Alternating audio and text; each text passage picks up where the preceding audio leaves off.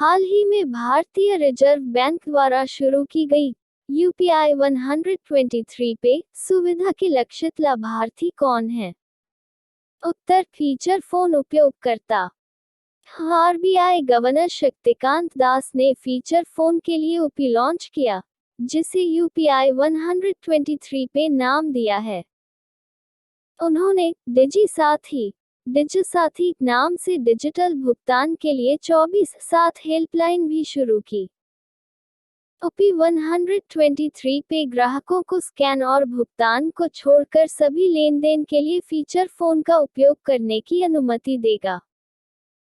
इसे लेनदेन के लिए इंटरनेट कनेक्शन की आवश्यकता नहीं है। ग्राहकों को इस सुविधा का उपयोग करने के लिए अपने बैंक खाते को फीचर फोन से जोड़ना होगा। 2. भारत ने BBIN मोटर वाहन समझौते को लागू करने के लिए किन देशों के साथ समझौता ज्ञापन पर हस्ताक्षर किए? उत्तर, बांग्लादेश, नेपाल। भारत, बांग्लादेश और नेपाल ने बांग्लादेश, भूटान, भारत, नेपाल BBIN मोटर वाहन समझौते MVA को लागू करने के लिए एक सक्षम समझौता ज्ञापन MAO को अंतिम रूप दिया। भूटान ने पर्यवेक्षक के रूप में इस बैठक में भाग लिया। इस समझौता ज्ञापन को भूटान द्वारा MVA के लंबित अनुसमर्थन के साथ अंतिम रूप दिया गया था। BBIN का उद्देश्य क्षेत्रीय व्यापार और कनेक्टिविटी को बढ़ावा देना है। गौरतलब है कि भूटान ने अब तक BBIN मोटर वाहन समझौते का अनुसमर्थन नहीं किया है। 3. परम गंगा क्या है, जो हाल ही में खबरों में था? उत्तर, सुपर कंप्यूटर। राष्ट्रीय super computing mission national super computing mission NSM ने 1.66 पेटाफ्लॉप्स की सुपर कंप्यूटिंग क्षमता के साथ IIT रुड़की में एक सुपर कंप्यूटर परम गंगा को स्थापित किया है। NSM इलेक्ट्रॉनिक्स और सूचना प्रौद्योगिकी मंत्रालय MIT और विज्ञान व प्रौद्योगिकी विभाग द्वारा संयुक्त रूप से संचालित और उन्नत कंप्यूटिंग के विकास केंद्र और भारतीय विज्ञान संस्थान 2SC बेंगलोर द्वारा कार्यान्वित है। 4. पाल दधवाव नरसंहार पाल दधवव मैसेकर किस वर्तमान भारतीय राज्य में हुआ था? उत्तर, गुजरात। गुजरात सरकार ने पाल दधवाव नरसंहार के 100 साल पूरे कर लिए हैं और इसे जलियांवाला बाग से भी बड़ा नरसंहार बताया।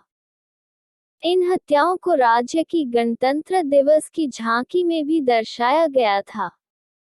यह नरसंहार 7 मार्च 1922 को गुजरात के पाल चित्रिया और दधवाव गांवों में हुआ था, जब मोतीलाल तेजावत के नेतृत्व में एक ही आंदोलन के हिस्से के रूप में ग्रामीण एकत्र हुए, तो अंग्रेजों ने लगभग 1000 लोगों की गोली मारकर हत्या कर दी थी। उनका उद्देश्य भू राजस्व कर का विरोध करना था। 5. किस भारतीय राज्य ने कौशल्या मातृत्व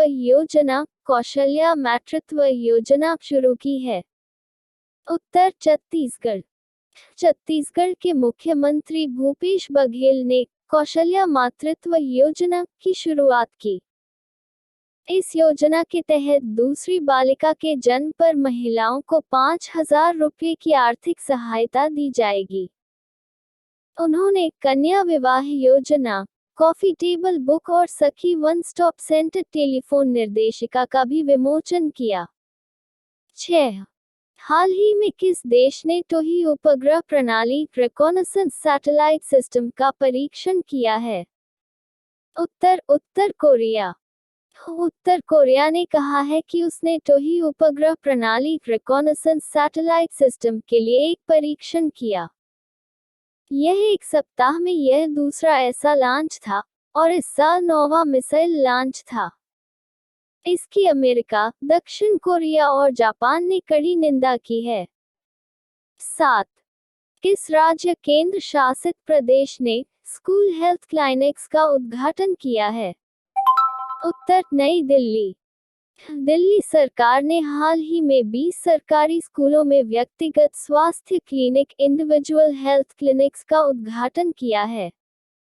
इसका उद्घाटन उप मुख्यमंत्री और शिक्षा मंत्री मनीष सिसोदिया ने किया। यह क्लिनिक बच्चों के शारीरिक और मानसिक स्वास्थ्य को सुनिश्चित करने के लिए नियमित स्वास्थ्य जांच के साथ साथ परामर्श भी प्रदान करेंगे। 8. हाल ही में किस देश को फाइनेंशियल एक्शन टास्क फोर्स की ग्रे लिस्ट में जोड़ा गया है? उत्तर UAE. Paris based Financial Action Task Force ने यूएई को अपनी ग्रे लिस्ट में शामिल किया है। यह बढ़ी हुई निगरानी वाले 23 देशों की सूची है, जिनमें मध्य पूर्व के साथ ही जॉर्डन, सीरिया और यमन शामिल हैं। यूएई ने हाल ही में एक कॉर्पोरेट रजिस्ट्री की स्थापना की है और अन्य देशों के साथ प्रत्यर्पण समझौतों पर हस्ताक्षर किए हैं। पाकिस्तान को एफएटीएफ की ग्रे लिस्ट में बरकरार रखा गया है।